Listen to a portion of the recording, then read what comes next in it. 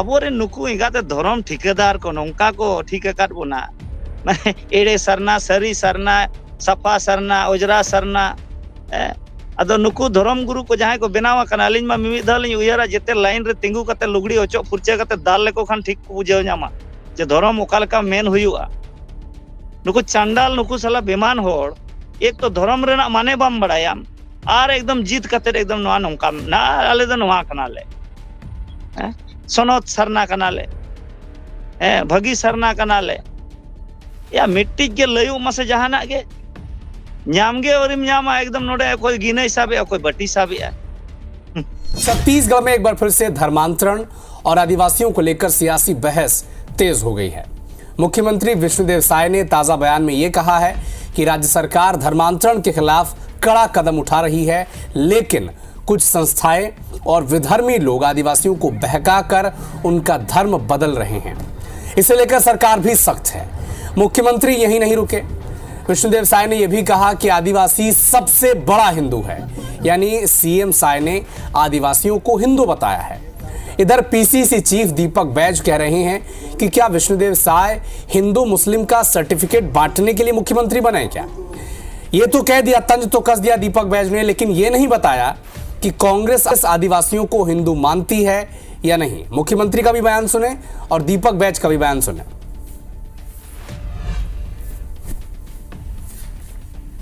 गौरी गौरा भी शिव पार्वती हैं और शिव पार्वती तो शिव पार्वती है ही है, तो इसलिए हम कहते हैं कि आदिवासी सबसे बड़े हैं। कई ऐसी एजेंसियां देश को तोड़ने का काम कर रही हैं, सनातन को कमजोर करने का काम कर रही हैं और जो आदिवासी हैं उनको भड़काने का प्रयत्न चल रहा है कि आदिवासी हिंदू नहीं है, जो कि सर्वथा गलत है। राष्ट्रपति का ना नुई मा सीधे मेन दाड़े आए तो जे आदिवासी दो हिंदू को बांग कना मेनते राष्ट्रपति ओकोय मोचारे छवि का दे ओकोय मना का दे राष्ट्रपति नवा आलम मेना मेनते। जोहार रसन बिला इब्रा सनाम को सागुन दाराम इन देवासीस तेहना बो सावते जोपड़ाव रे मेना का दिया कृष्णा हासदा गोंके जहां दो सावता सुसरिया और सावते पॉलिटिशियन कथा बन ने गाड़ी जहां लका दो छत्तीसगढ़ खना मिटन खबर हिजु कना जा दो छत्तीसगढ़ नि सीएम नित नौका प्रेस मीट रे मेने दाय जे जहां आदिवासी को दो हिंदू कना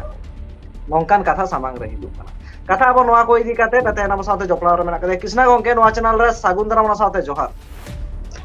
मारिन सलाम एसएनबी लाइव रेन जहां तना ñeñelia boya ko misiko alinya lasan het johar homa एकल कृष्णा गोंके ने घाड़ी होय जहां लका बन नेल दा छत्तीसगढ़ खना छत्तीसगढ़ नि जहां सीएम में कातिया उनिया जहां लका प्रेस मीट तला खना बयान हिजु कानते लेदा आदिवासी को दो हिंदू कना को एनखान चिरम लया नवा भारत वर्ष रे संविधान जहां ओल कना नवा संविधान रे मेना जे जहां होड़ जहाना गे उहर दाड़े आय ओना रोड दाड़े आय अना राइट टू एक्सप्रेशन मेना फंडामेंटल राइट रे अदो उनी ओना रना अधिकार यूज आय उनी मेन जोंग कना ओनाते आज रस्कई बुझावे आय और ओनाते आजरेन पार्टी रेन जहां जे आला कमान को मेना हाई कमान को उनको ही रस्क चोयत को आय कुसी चोयत को आय जे इन दो इन आदिवासी बेस इन अखरिन दाड़े को मेनते नवा जिनिस लई आय नवा रना माने दो नवा बुझे कना जे आदिवासी हिंदू कना को हिंदू धर्म तीस बनावेना हिंदू धर्म नि आको बेनावी ओकोय कनाय चे ओका खन हेज एना उत्पत्ति ओकोय कना सरीगे हिंदू धर्म कना चे नवा दो धर्म दो बांग कना तो अडिगान सवाल मेना अदो नुई दो केवल नवा मेन कतेन आज बीजेपी रे मिटे जगह ओना ठाव सुरक्षित दो सनाय कना जे नुई लेकान इन लेकान बेमान हर दो आर बनु कोन मेनते नवा आज लई प्रूफ या चिरा से आदिवासी जुदी आम हिंदूम लई कोआ सनातनम लई कोआ न दो उनको को बड़ाया जे नुको तो को बांग कना मेनते लेकिन आम लेकान हर दलाली ईमानदारी ते अडिम दलाली नवा गे उनको लगी दाड़ी सौभाग्य कना जे आम लेकान को दलाल को न्याम अकत कोआ और नवा आम दरायते बेस कमी हुई दाड़े उनको को बुझ न्याम का उनका गे उड़ीसा रहो उनका गे माने सरना सनातन मिट गया मेनते पूरा बीजेपी को दाड़े के दिया अदो आबोरेन होड़ दो ओना पॉलिटिकल ये चेत हो बांग को बुझाव न्यामा जे oka to chit katha menea ona rena mane chit kana ona bang ko bujhaw nyama aboren mane lay abin kana lin ol padhaw hor chit ho na chronology bako bujhawa politics rena ar ona birodh re men ho bako mena jaha karon te atu disum hor jaha je press media eman kore khon adi farak re menaya uni do becara uni chit e chikaya uni mabai bujhaw dareya kana uni uyar e nowa ge sariya kana ona khatir te abo bon ede chok kana Kisna sarkar gongke hoy re jahan leka CM Kisna gongke jahan leka nuna marang pod re mena kadia unia jahan mentality uni jahan uiher etai ona ge lay etai jahan leka Hindu ge mane adivasi Hindu kana ko enkan uni ol tol te hoto ona ge ol tolai sanam ko ge to Hindu kuai ona ma uni ma men geyai to abinij hor jahay menaya rashtrapati kanai nui ma sidhe men dareya to je adivasi do Hindu ko bang kana mente egal egal rashtrapati okoy mochare chabi akadeya okoy mana akadeya rashtrapati noa alom mena mente rashtrapati jokhon abin santar gatak rene nui noa bai men dareya kana je adivasi do nuku do Hindu do ko bang kana nuku do prakritik kana ko na dhorom bena kana ko mane before BC jaha je mena before Christ khon ho 10,000 sar marang rin kana ko no ale manwa do adivasi do ale do koy dhorom rin hole bang kana ale do dhorom purvi rin kana le no संविधान पूर्वी rin kana le dhorom purvi rin hor kana le adivasi do ine khan noa katha rashtrapati do koy ko mana akadiya ado ona gelin mene jahay ge ona gatak re ko sen akan khan unku do noa katha ko men gya unku noa men lagit tege to onde ko sira mantri ko benaw akadiya तेन दुसरे ना उड़ीसा रे सिरा मंत्री जहां जे मोहन माझी मेनाया संताल कना santal उनी मेन दाड़े जे संताल को या आदिवासी को दो को सरना कना मेनते मेन माइसे एने हिलो गे अजा सिरा मंत्री ओना चेयर खन को ओराण गोया तो नुई हो उनका गे माने उड़ीसा रे आदिवासी मुख्यमंत्री कान गया लेकिन आदिवासी लगी तो बाय मेन दाड़े चेदा से ओना बांग मेन खातिर गे सिरा मंत्री को बनाव दिया ओना बाय मेन दाड़े खातिर तेगे जे नौकान जहां दलाल को जहां बाय मेन दाड़े उनी गे ना ओना सिरा मंत्री दाव दो नामा और जहां राष्ट्रपति रे दुड़ुब काते जहां जे आदिम को बाय रोड दाड़े उनकानी के को बनावया तेहें संविधान रे ना उना उल्लंघन हुयो कना राष्ट्रपति मिट्टी कथा मेना का तेहें मणिपुर रे आदिवासी को गोज चो कना ओंडे को घर्षण चो कना बलात्कार चो कना को मर्डर चो कना को लेकिन ओंडे लगी मिद दिन हो खेद व्यक्त बाय एम का ओंडे दुख बाय प्रकट का इन खान अबिन चेत बिन पतिया संविधान ते दिसम चला कना चे तेहें कॉर्पोरेट को टाका पैसा ते दिसम चला कना अडी मारा मिट्टी नोआ ओ चिंता ना विषय कना अब भारत रे आदिवासी अडिगान बुद्धिजीवी मेना को दिल्ली मुंबई रे को ताहेन कना कोलकाता बाजार रे को ताहेन कना अडी आयमा ऑल पढ़ाव को मेना को ऑफिसर को मेना को आईएएस को मेना को ब्यूरोक्रेट्स रे मेना को लेकिन तेहें आदिवासी बंचा लगी हर डहार दो कोई हो तेहें ना बांग को बनावेया बाको उहर नामेया नोमा अडी Kisna सांघातिक gongke व्यापार कना Kisna माने gongke अडी kukli ma सांघातिक व्यापार tiar कना जे विष्णुदेव साय जहां छत्तीसगढ़ ने सिरा मंत्री मेने जे माने आदिवासी दो अडी मारांग हिंदू कना को नोआ दो माने आबो लगी तो अडी खतरा गया Kisna gongke माने hoy Chhattisgarh noa jayga rege Kisna gongke hoy noa jayga rege kukli tiarok kana uni judi mane on camera re sanam hor mane tahen tuluj uni judi lay dareyak kana enkan chet bhitri bhitri te bay kami dareyak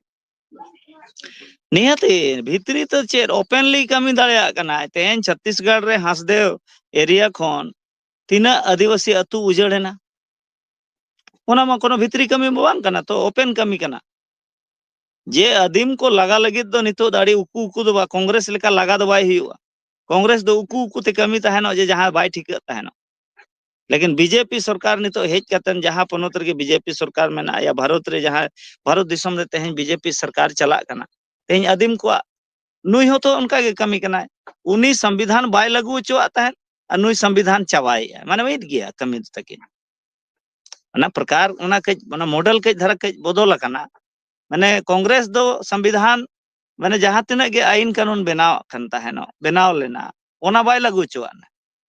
लेकिन नुई दो जहां के बनावा कान आइन को आदिवासिया नोवा को जेते damage चबाई destroy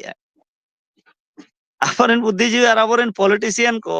जहां 47 एमपी मेना को इंडिया रेन ओकोय को रोड़ेदा एक्सेप्ट राजस्थान रे डूंगरपुर सांसद राजकुमार रोध छाड़ा कते ओकोय संवैधानिक कथा बाको रोड़ेया 47 रे तीना चिंता रना कथा कना बंगाल रमा अडी आयमा मेना को संताल एमपी लेकिन कथा को रोड़ेया बाको रोड़ेया बंगाल रहो को दाल चोक कना को लगा चोक कना को मणिपुर रहो को लगा चोक कना बांगाल रेन को बंगाल माने रहो एटा अबिना धर्म रे को चलाव उड़ीसा रहो चाबा को लगा चोक कना झारखंड रहो बांगाल नुते को रेन लगा चोक एमएलए कना को कृष्णा गंगे बांगाल रेन एमएलए को एटा धर्म रे को कन्वर्ट चाबा कना एनते कान जहां लगा बीजेपी या जहां कॉन्सेप्ट कान ताया जहां लगा दो हिंदू राष्ट्र तैयार लागित ते एनखान हो नोआ रे चेत माने जो बिली गोदोआ उना सक्सेस तो वाय बाय अलगा जे भारत हिंदू राष्ट्र बनावाय ओना लहाते दो अबिना संविधान रेना नोआ कॉन्स्टिट्यूशनल जहां ये मेना अबिन मूल ओना जहां भावना मेना नो बदल हुआ ना मूल जहां प्रियम्बल मेना नो बदल हुआ इंडिया जहां सेकुलर कंट्री मेनते मेना आचे ओना सेकुलर शब्द हटाव हुआ आ सेकुलर चाबायन खान के नोआ राज माने अबिन सीधा कम्युनल कंट्री हिजुआ तो कम्युनल रे जातीय माने धर्म निरपेक्ष दो बाय तहना धर्म आधारित राज्य तहना स्टेट तहन बना जहां लका नेपाल मेना हिंदू राष्ट्र ओंडेना चेत हालत मेना नेल बिन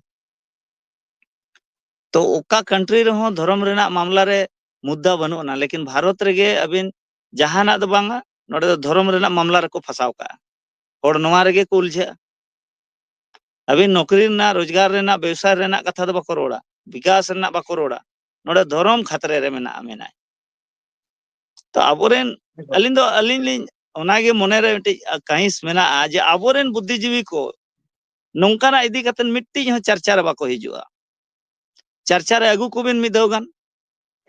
गूगल मीट कोबिन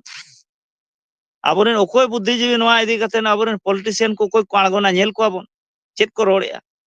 साला जेते को दलाल कना एकदम आबोरेन पॉलिटिशियन को दलाल कना को उनी पटिया के को कमी कना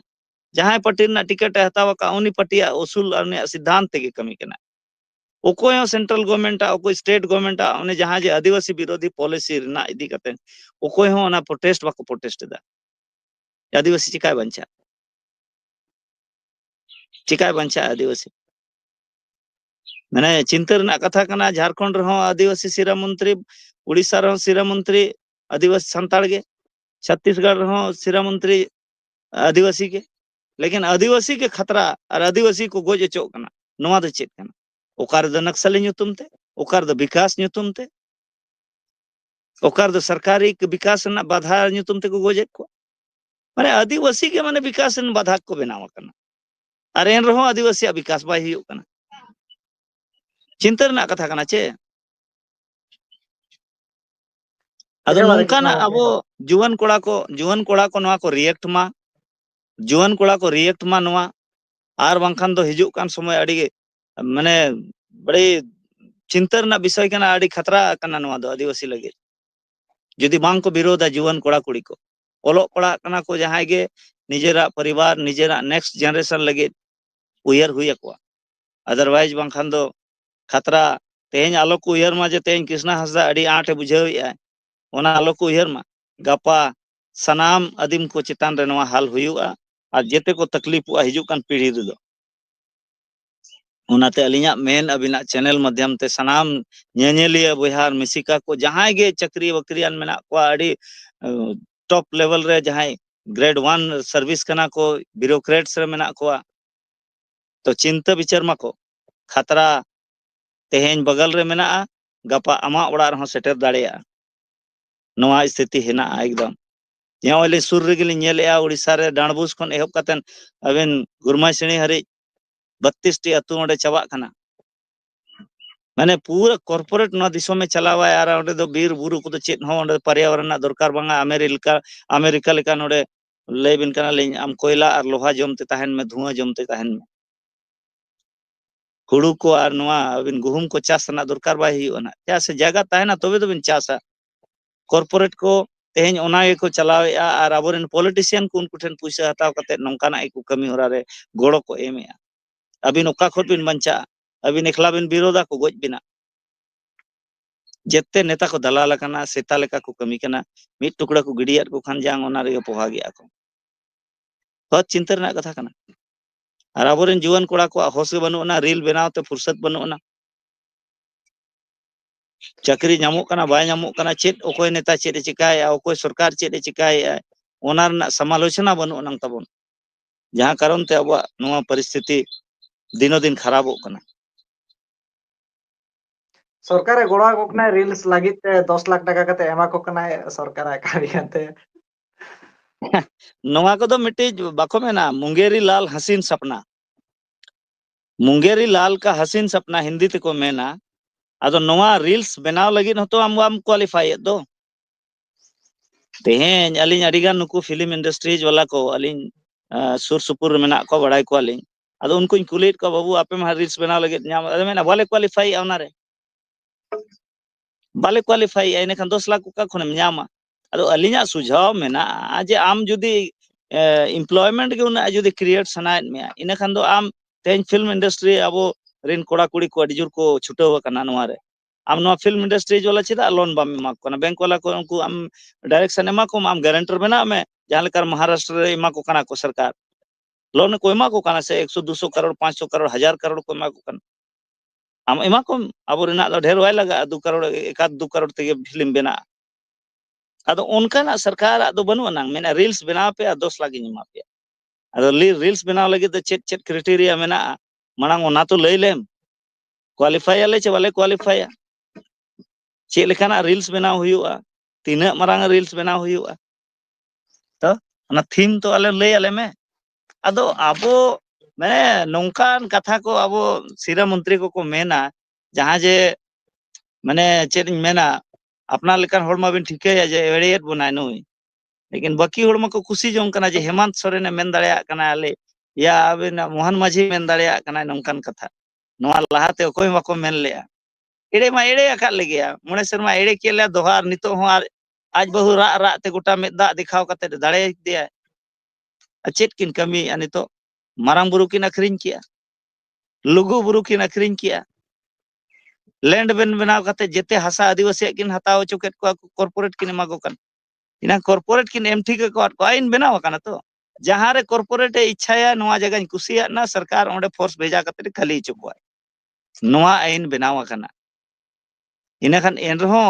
आले झारखंड रे थतलो ऑफिसर को या इंटेलेक्चुअल को उनको को जपी रखा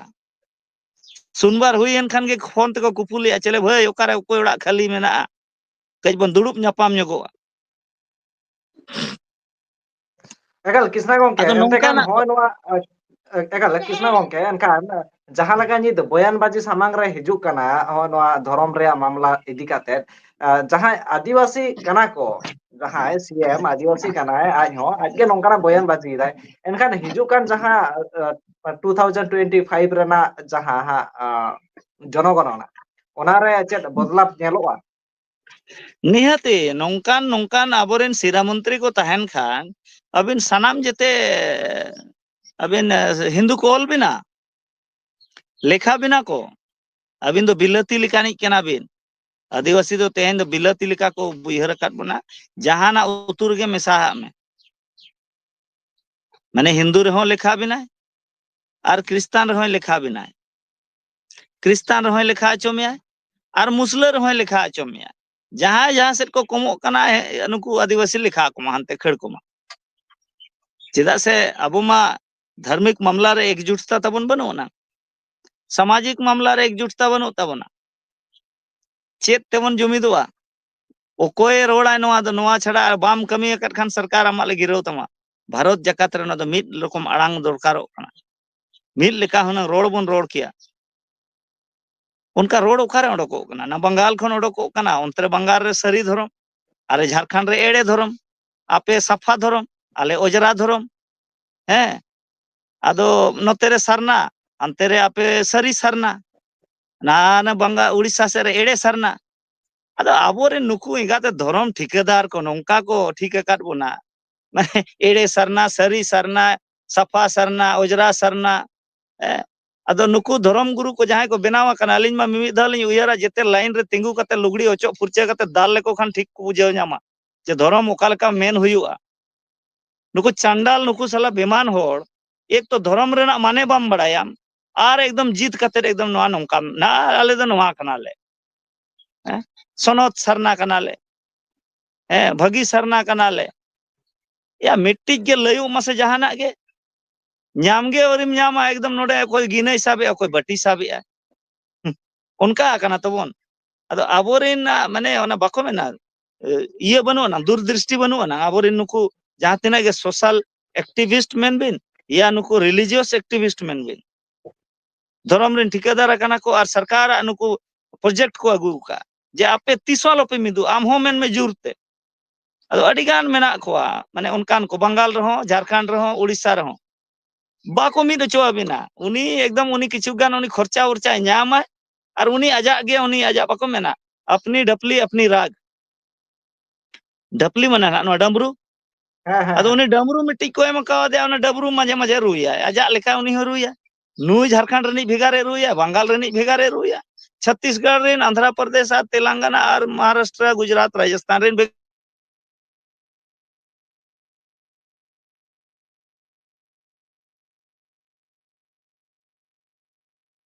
तो आबो नोडे नोंका हकना बोन नो नोआ आबो बांग केटे जुवान कोड़ा को जब तक बाको डिसाइडा जे धर्म मिट्टी हुई दरकार आदिवासी आबो मिट लकम बन रोड दरकार आबो जहां तिना नुकु पॉलिटिशियन मेना नुकु सोझे दरकार अरे बोतर चोयाम तबे तो आमा कमिया जेमन मारवाड़ी को और गुजराती दो बाको आंदोलन एन रहो उनको कमी हुई कना चेदा सुनको ठेन पुइसा मेना आबो ठेन पुइसा बनो ना जनबल मेना माने हड़बन सांगेया लेकिन हड़बन सांगेया लेकिन जुमिट बनु बुना नोआ प्रॉब्लम खातिर ते आबो दो हिजु का जनगणना रे पूरा को हिंदू बना अली नोंका लिन बुझावा लेकिन अलगा दो बाय अलगा से आले मेना लेगया उना लगन बाले हुई चोआ आ जहां गे नुकु को मेन के एड़े सरना सड़ी सरना और सफा सरना और ओजरा सरना नोआ को दो बाय चला ढेर दिन रमा बाय चला और मिद दिन हिलो हुई दाड़े जेते मिठेन ले जरवा कते नुकु ले मेता को मा पे डिसाइड पे ओका पे मेनिया ओका सरना ओना तेगे ले तड़ामे और बाखाना ले चमको पे ना से नुकु सरना धर्म गुरु को बेना कना आइगाते उल्टा सीधा कते जेते पूरा संताड़ अबो मनवा अबो गतक को भिन्न भिन्न आकार बोना बंगाल रेन को भिन्न आकार बोना उड़ीसा रेन भिन्न झारखंड रेन भिन्न माने जुमित के बाको जुमित चोआबोन कना नुकु नुकु तो दलाल कना को एक तो अड़ी जिली रना ताय ये ताय बनो ना कांसेप्ट बनो ताय अदो नोआ कथा ते को आटो आ जहां को नेल खान अलिया वीडियो नितो लाइव आबिन नेल खाना को आटो आको अलिन दलाल लिन मेता को कना नुकु दो हो ना हो आरएसएस रिन दलाल कना को तबे एनंग बाको मिद चोआबोन कना और बांखान दो हुनंग नापाय जुदी अमा सावता समाज लगी न उयहर इन खान दो दुड़ुब न्यापाम मा और आपे सनाम सरना वाला गुरु को आपे न्यापाम पे और मिठन दुड़ुब कते लय आले पे मिट्टी गले ले ठौका किया नवा सरना बन मेना चेदा बाय गानो उनको तो को मेने हिंदू हिंदी हिंदुस्तान साला एड़े आगे रोड़े लेकिन पूरा जुरते रोड़े आम दो कारम रोड़े मिट्टी के चेदा बाम रोड़ दाड़े कना उनको मा भेगार भेगार हिंदू मा बाको रोड़े भेगार भेगार सनातन बाको रोड़े उनको एड़े के भले को कमी कान लेकिन जुरते को कमी काना मिट के को कमी काना लेकिन अब सरी होड़ जहां सफा होड़ प्रथम होड़ नोडेन को मालिक होड़ आबो गे हटिंग काना बोन हिटंग जरा इन खान ओका खनम दाड़े दिसोम आमा जायगा आमा जेतिया संपत्ति आमा एन रहो आम दो रेंगे आर को कोई होड़ नोंका काना बोन एकाल कृष्णा गंके बुझाना एनखान मुचाद अक्तो दिसम हर तुलुज हुडिंग माछा चे दिसुदिस चेन मैसेज ताहेन तमा अलिन दो हमेशा नियगे सुझाव और अबिना दिस हुदिस लिंग एम सना लिंगा अबिना चैनल माध्यम ते जहां तिना को नेनेल कना आर को नेला तायनम ते रहो सिखनत कोड़ा कुड़ी पठुआ कोड़ा कुड़ी आर सिखनत जहां इंटेलेक्चुअल क्लास को चिंता विचार माको खतरा अडी मरांग हिजुक कना पूरा भारत जकात रेन आदिवासी को चाबा को लगी षड्यंत्र बनावा कना प्लान बनावा कना ब्लूप्रिंट बनावा कना बंचा खानबन जुमिदो मा और जुमिदोग लगिद दो ईमानदारी दरकार कना, कथा बो बुझाव दरकार कना, सहाव और लहाव दरकार कना, मनाव और बताव दरकार कना। पंडित रघुनाथ मुर्मू मेन का नोआ कथा मनाव और बताव, लहाव और सहाव, जहां समाज रे तहना उनी के लहा अब आबुआ नोआ जिनिस को डेवलप मा, नोआ को मनाव बताव मा, तबे ना अब बन जुमिदोआ और अब बन बंचाव तहना। निया गे अलियां दो संदेश दिस हुदिस।